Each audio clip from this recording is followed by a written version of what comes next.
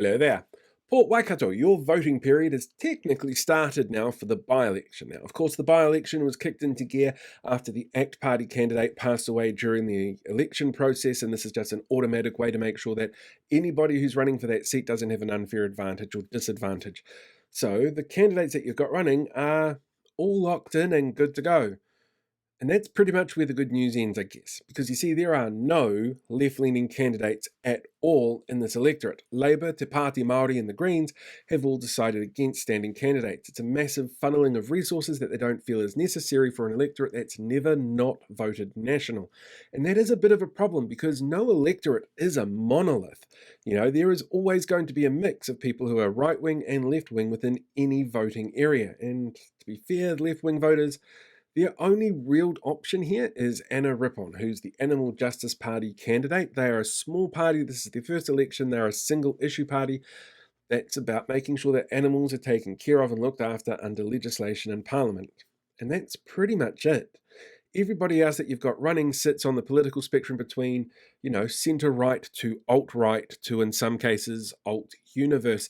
And there are more cookers on display here than you'd find at the Briscoe's Service Centre for Appliances. It's really, really not much choice for you. So you could either look at voting for Andrew Bailey, the guy who's going to get away with doing exactly the same thing he chastised Michael Wood for, because he's national.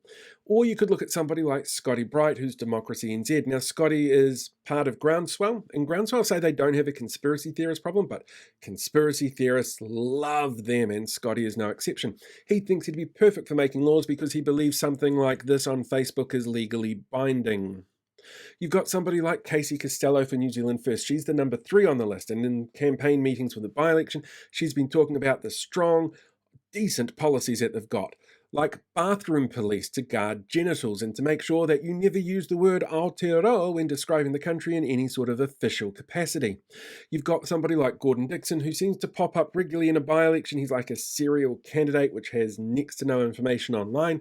You've got Alf Nato, who is the new head of the ultra-conservative alt-right Christian group New Zealand. They used to be 1NZ, and then they rebranded, probably because the phone company has more brand recognition than them. You've got Jill Ovens, who's the Women's Rights Party. Now, to scare Jill, there's a couple of things that you can do. The main one being going up there and saying things like, you know what? Trans women are women. That will actually freak her out. She'll have a meltdown. I saw it on a video. It was kind of weird and a little creepy. You've also got somebody like Vijay Sudhamala, who's running for Vision New Zealand. He's running for Vision New Zealand. He's the Tamaki Party candidate. Do I need to say any more on that? And you've got Kim Turner, who is a nasty, nasty piece of shit. This is the kind of thing that she is putting up on her pages, deliberately going out of her way to try and incite violence towards other people. She'd like your vote because New Zealand Loyal is in it for you. And those are your options if you live in the Port Waikato electorate. So I suspect we're going to see a really low voter turnout this time, and it's not going to be a great time for anybody involved. If you're a left-leaning voter there, I apologize. Unfortunately, there is not many options on the table for you.